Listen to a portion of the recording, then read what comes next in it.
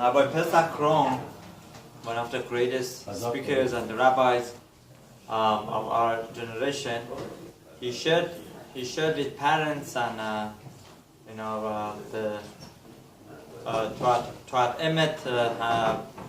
members of the parents and the families wonderful stories last night, very educational stories. So he went to concentration camps in Europe, and outside of the concentration camp he noticed that there was a wall full of names, that they used this wall as a memorial of all those who died on Kiddush Hashem.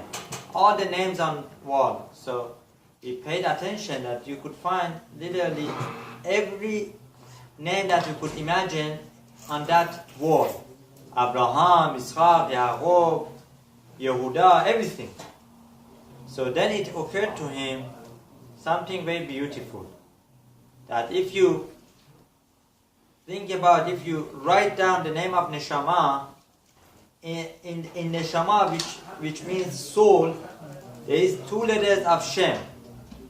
Neshama has the letters of Shem, which comes to tell us when a person names his children after somebody important, after somebody who did something extraordinary, who is a role model, then in that name there is a neshama of that particular person.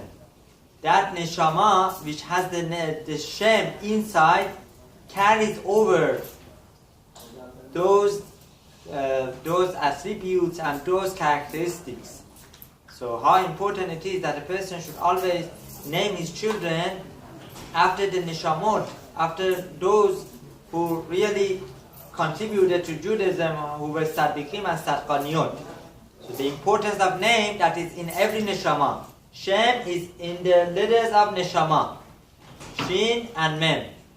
Another thing that he mentioned, it was sad but very educational, that he went to a certain site by Danube River, Danube. In Europe, Danube River is very famous and is very long. It goes through many countries.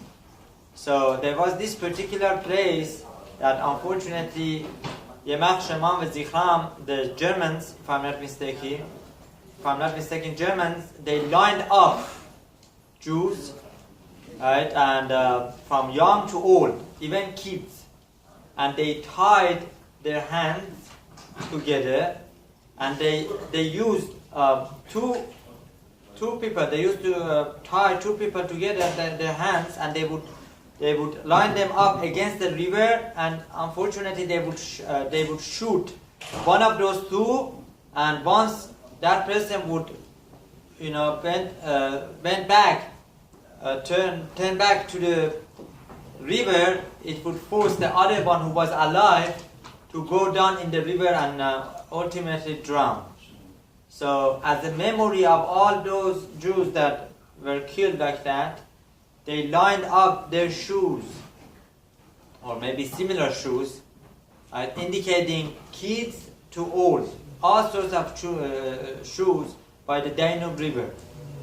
So he noticed that when the Kohen goes to Duchan, the shoes are also empty. So they had empty shoes there, empty shoes by the Kohanim that go to Duchan. So it occurred to him, what is the comparison here? The comparison is, they left a legacy. We need to fill in that legacy now. Those shoes that are empty, what we learned from them, that they died on Kiddush Hashem, we need to live on Kiddush Hashem. We need to carry over their legacy, right? That they did not give up for Yahadut. They lived a life full of Kiddush Hashem and the values of Judaism. Be'ezat Hashem HaKadosh Baruch Hu should help us that we always remember the tzaddikim and tzadkaniyot and carry over their legacy Be'ezat Hashem in our life, and that would be a source for us to live on Kiddush Hashem v'nomar Amen.